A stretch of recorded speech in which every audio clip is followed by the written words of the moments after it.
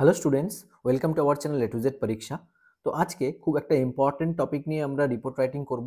এই যে ফরেস্ট কনজারভেশনের নিডটা, ঠিক আছে, সেটা কিন্তু খুবই গুরুত্বপূর্ণ একটা ইস্যু, যেটা কিনা তোমাদেরকে যে কোনো এক্সামের জন্য প্রিপেয়ার করে যেতেই হবে, ঠিক আছে। তো আজকে যেই টপিকটা করছি, দেখো, সেভিং ওয়েস্ট বেঙ্গলস ফরেস্ট, মানে ওয়েস্ট বেঙ্গলের ফরেস্ট সেভিং, হ্যাঁ, আ কল ফর কনজারভেশন, মানে এটার যে কনজারভেশন করার দরকার তার জন্য একটা প্রতিবেদন লেখা। হ্যাঁ, তো খুব ভালো করে দেখো পুরো ভিডিওটা শুরু থেকে শেষ পর্যন্ত, এবং তোমাদের কাছে একটাই চাওয়া, তোমাদের একটা লাইক, কমেন্ট আর পারলে শেয়ার করে দিও, তাহলে অনেকের মধ্যে এই ভিডিওসগুলো পৌঁছাবে। হ্যাঁ, অনেকেই জানে না এখনো পর্যন্ত যে এই চ্যানেলটায় ডেসক্রিপটিভের প্রিপারেশন করানো হচ্ছে। তো তোমরা যদি মনে করো শেয়ার করবে তো শেয়ার করে দিতে পারো, ঠিক আছে। অলওয়েজ মনে রাখবে, শেয়ারিং ইজ কেয়ারিং। তো দেখো, আজকে শুরু করছি লেখা। ওয়েস্ট বেঙ্গলস ফরেস্ট কনজারভেশন, এটা হচ্ছে মেন আমাদের টপিক, ঠিক আছে। তাহলে চলো শুরু করা যাক লেখাটা। দেখো, West Bengal's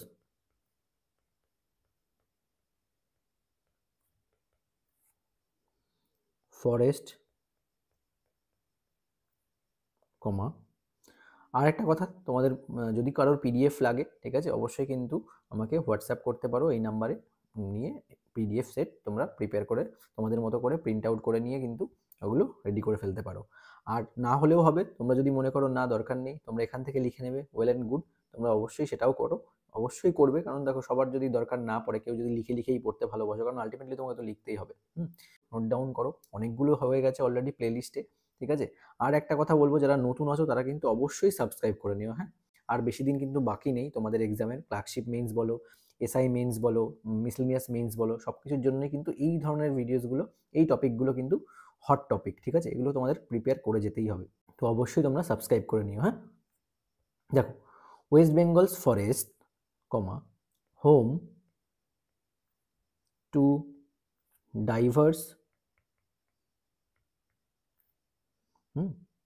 Flora and fauna. আচ্ছা, ফ্লোরা অ্যান্ড ফনা তো জানো অলরেডি, তোমরা প্রিলিমস দিয়ে এসছো অলরেডি, অনেক এই সম্পর্কে বইতে যখন পড়েছো তোমরা অবশ্যই ফ্লোরা অ্যান্ড ফনা জানো। মানে ওখানকার সমস্ত ধরনের ফুল গাছ বলো, প্ল্যান্ট বলো, মানে ভেজিটেশন বলো, সেই সমস্তকে দিককে ইন্ডিকেট করে। আর ফনা বলতে হচ্ছে, দেখো, মানে অ্যানিমাল ভেরিয়েশনসগুলোকে বোঝায়। হ্যাঁ, ফ্লোরা অ্যান্ড ফনা বলতে, ক্লিয়ার, কমা, আর under severe threat due to, কিসের জন্য, deforestation, comma, illegal logging,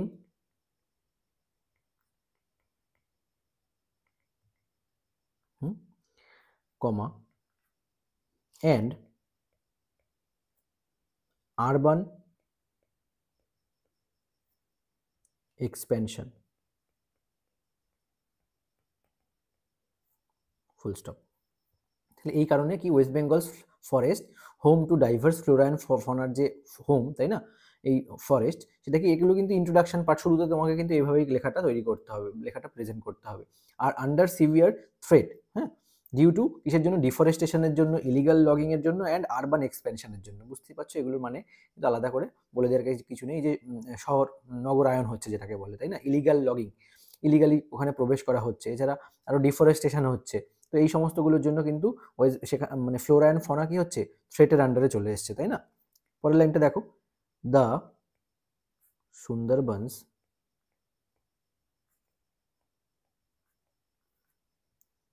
comma is shrinking due to climate change, ঠিক আছে, and human encroachment,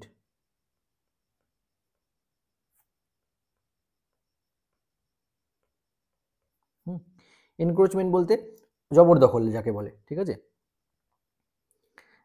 কমা, এন্ডেঞ্জারিং, কি এন্ডেঞ্জার করছে, দ্য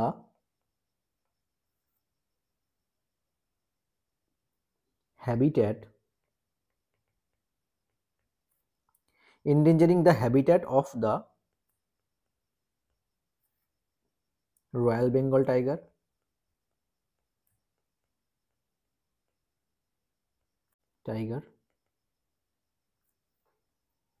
ঠিক আছে, full stop.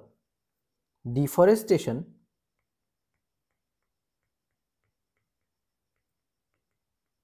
in the doers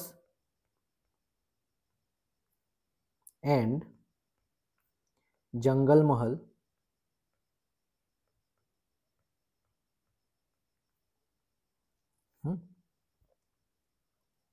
regions has led to soil erosion, loss of biodiversity,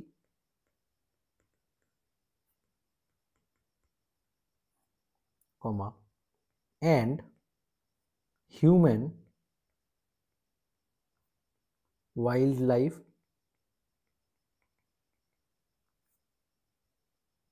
ঠিক আছে conflicts, full stop.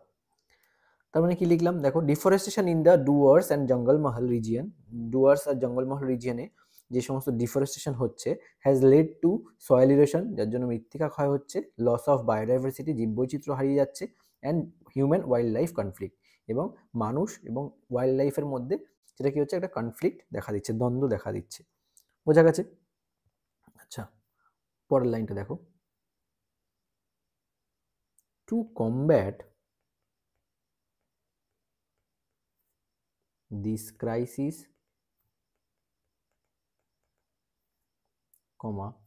urgent conservation efforts are needed, ঠিক আছে, ফুল স্টপ। মানে আর্জেন্ট এই কনজারভেশনের জন্য, মানে ক্রাইসিসটা কমব্যাট করার জন্য কি দরকার, আর্জেন্ট কনজারভেশন এফোর্ট আমাদের কিন্তু প্রয়োজন, তাই না? Afforestation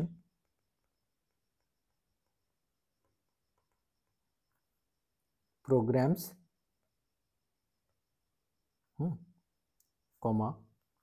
stricter laws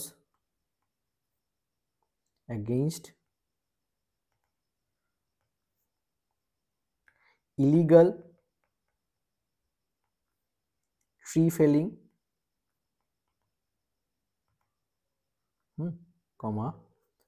and community, ঠিক আছে, কমিউনিটি ড্রিভেন ইনিশিয়েটিভস, উদ্যোগ, ঠিক আছে,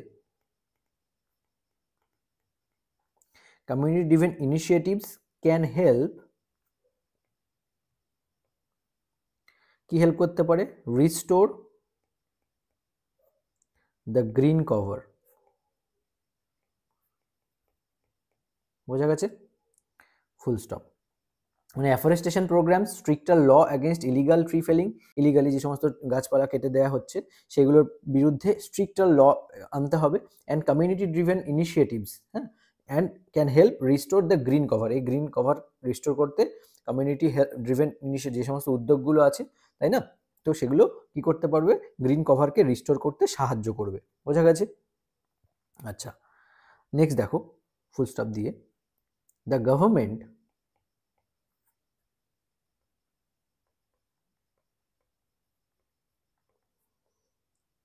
must enforce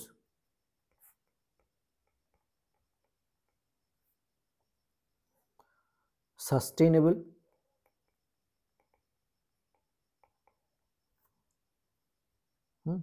development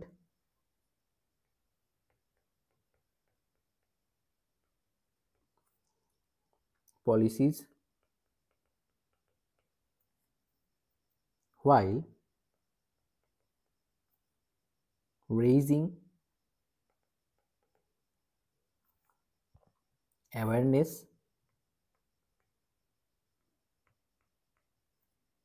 about the importance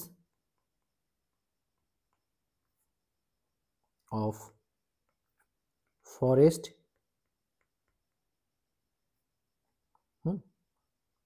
in maintaining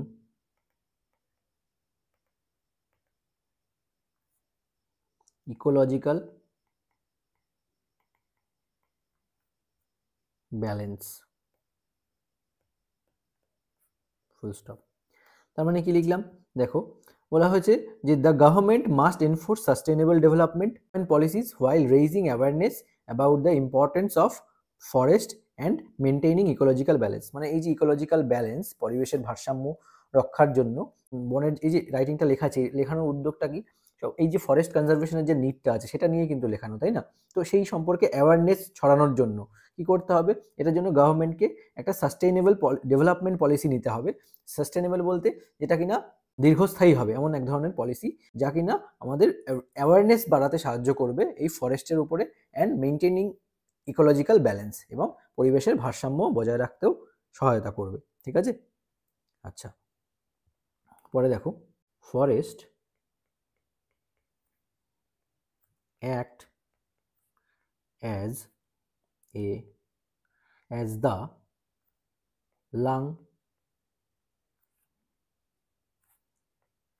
lungs of our environment,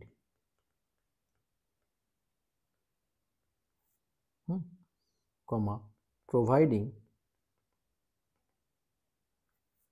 oxygen and protecting against climate change, full stop। মানে কি, forest act as the lung of our environment, তাই তো? এনভায়রনমেন্টের ফুসফুস, মানে পরিবেশের ফুসফুস হিসেবে কিন্তু ফরেস্ট কাজ করে। প্রোভাইডিং অক্সিজেন প্রোভাইড করে, and protecting against climate change, এবং এই যে আবহাওয়ার পরিবর্তন হয় না, আবহাওয়া জলবায়ুর পরিবর্তন যাকে বলে, ওয়েদার ক্লাইমেট সব কিছুই তো এই ফরেস্ট, দেখো এগুলো কিন্তু মেনটেন করাতে একটা কিন্তু মানে গুরুত্বপূর্ণ ভূমিকা পালন করে। দেখবে গরমের সময় যে যেই রিজিয়নটায় গাছপালাগুলো বেশি আছে না, সেখান দিয়ে তুমি যাবে, তাহলে ওই জায়গাটার সঙ্গে বাকি অন্যান্য জায়গা ডিফারেন্সিয়েট করতে পারবে। সেই জায়গাগুলো কেমন হবে, প্রচণ্ড ঠান্ডা থাকে সেই জায়গায়, তাই না? কিন্তু যে সমস্ত জায়গা জনবহুল জায়গা, মানে প্রপার সিটি এলাকা, সেখানে কিন্তু গরমের সময় গরমটাও বেশি লাগে সব কিছু। ওই কারণ তোমরা জানো অলরেডি ফরেস্টের মানে ইম্পর্টেন্সটা কী। তো আজকালকার দিনে এখন কি হচ্ছে, সব ফরেস্ট কেটে কিন্তু এই যে সব নগরায়ন হচ্ছে, তাই না? এগুলো একটা বড় সমস্যা ডেকে আনছে কিন্তু, হ্যাঁ। কারণ ফরেস্ট যদি না থাকে, এই যে ফরেস্ট কি আমাদের বডিতে যে কাজটা করে, তো মানে ফুসফুসের মাধ্যমেই তো আমরা শ্বাস প্রশ্বাস নিই, তো সেরকম কিন্তু ফরেস্টও কাজ করে, তাই তো, আমাদের এনভায়রনমেন্টের হিসেবে। তো সেটাকে যদি প্রোটেক্ট না করা যায়, তাহলে কিন্তু সব দিক থেকেই সমস্যা। এগুলো কিন্তু আমাদের এই ট্রি প্ল্যান্টেশন প্রোগ্রাম, যেটাকে অ্যাফরেস্টেশন বলা হচ্ছে, এগুলোর দিকে নজর রাখতে হবে। এইটা নিয়েই কিন্তু এই রাইটিংটা, ঠিক আছে, রিপোর্ট রাইটিংটা। তো দেখো কিগুলো বললাম, যে providing oxygen and protecting against climate change, এটা হয়ে গেল। এবার দেখো, preserving them is not just a necessity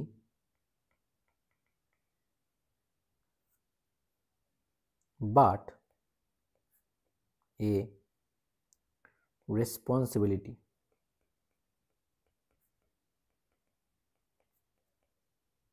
একটু আগে যেটা তোমাদের বললাম, যে এগুলোকে প্রিজার্ভ করা, ফরেস্ট প্রিজার্ভ করা কি is not just a necessity, প্রয়োজনীয়তা নয়, বাট আ রেসপন্সিবিলিটি, আমাদের দায়িত্ব। ঠিক আছে, এবার লাস্ট লাইন দেখো, immediate action is essential to secure a greener and healthier future for West Bengal, full stop, লেখা কমপ্লিট। ঠিক আছে, তো এই হচ্ছে গিয়ে আজকের রিপোর্ট রাইটিং। যদি তোমাদের ভালো লাগে একটু বারবার করে পড়ে দেখো কেমন লাগলো, না না পড়লে তো বুঝতে পারবে না, পুরোটা একবার লিখে নাও, কপিতে লিখে নিয়ে দেখো কেমন লাগলো লেখাটা। যদি ভালো লাগে অবশ্যই কিন্তু লাইক করে দিও, এবং তোমাদের কাছে একটাই চাওয়া, তোমরা শুধু লাইক করে দাও। আর যারা নতুন প্রথমবারের জন্য দেখছো তারা কিন্তু অবশ্যই চ্যানেলটাকে সাবস্ক্রাইব করে দিও। আর ডেইলি আমাদের চ্যানেল ফলো করো, ডেইলি কিন্তু তোমাদের জন্য মেইনসের প্রিপারেশনের জন্য 3টে করে ভিডিও কিন্তু রোজ আসছে। হ্যাঁ, আর তোমাদের যাদের পিডিএফ প্রয়োজন তারা চাইলে আমাকে হোয়াটসঅ্যাপ করে পিডিএফ এগুলো নিয়ে নিতে পারো। ঠিক আছে, তো অবশ্যই হোয়াটসঅ্যাপ করো যাদের পিডিএফ প্রিন্ট করে নিয়ে পড়তে হবে, আর নইলে তোমরা লিখে নিয়ে পড়ো, কোনো প্রবলেমের ব্যাপার নেই। হ্যাঁ, আমি ওখানে পিডিএফের মধ্যে যেমন তোমাদের 7টা করে বেঙ্গলি রিপোর্ট কারেন্ট টপিকের উপরে, আর ইংলিশ রিপোর্ট কারেন্ট টপিকের উপরে, সমস্ত কিছু কিন্তু পিডিএফ তোমরা পেয়ে যাবে। 250টা ট্রান্সলেশন, 150টা প্রেসিজ, এই সমস্ত কিন্তু ওর মধ্যে ইনক্লুড করা আছে। ঠিক আছে, যদি লাগে তো এই নাম্বারে কল অবশ্যই হোয়াটসঅ্যাপ করো, করে নিয়ে নিতে পারো। আচ্ছা, তো আশা করছি এই ভিডিওটা তোমাদের জন্য হেল্পফুল হবে, এবং এক্সামের জন্য কিন্তু খুবই গুরুত্বপূর্ণ এটা টপিক। আর তোমরা ভালো করে প্রিপারেশন করে নিও। তোমাদের যদি মনে হয় লেখাগুলোকে বড় করবে, নিজেদের মতো করেও কিছু ইনফরমেশন ঢোকাও, ডেটা ঢোকাও, ঠিক আছে, তাহলে দেখবে লেখাটা কিন্তু বড় হয়ে যাবে। কারণ দেখো, একটা ভিডিওস তো আলাদা আলাদা করে সেম টপিকের উপর তো ভিডিওস বানানো যায় না। মিসলেনিয়াসের জন্য আলাদা লিখবো, ক্লার্কশিপের জন্য আলাদা লিখবো, এসআই মেন্সের জন্য আলাদা লিখবো। কারণ তোমরা অলরেডি জানো ক্লার্কশিপের জন্য 150 থেকে 160 ওয়ার্ডের মধ্যে লিখতে হয়, মিসলেনিয়াসে 200 ওয়ার্ডসে লিখতে হয়, এসআই এর জন্য 100 ওয়ার্ডসে লিখতে হয়। তো ওইভাবে তো লেখা সম্ভব নয়। এবার যার যেটুকু দরকার তারা সেই অ্যাকর্ডিং তোমরা তোমাদের মতো করে ডেটা দিয়ে কম বেশি করে নিতে পারো। ঠিক আছে, আমার জাস্ট বলা কি এই যে স্ট্রাকচারটা দেখিয়ে দেওয়া কিভাবে তোমরা এই লেখাগুলো লিখবে। ঠিক আছে, তো এইভাবে তোমরা প্র্যাকটিস করতে থাকো। আশা করছি ভিডিওসগুলো তোমাদের জন্য হেল্পফুল হবে মেইনস এক্সাম ক্লিয়ার করার জন্য। আজকের মতো এই পর্যন্তই, আবার দেখা হচ্ছে তোমাদের সঙ্গে নেক্সট ক্লাসে। Thank you so much for watching this video.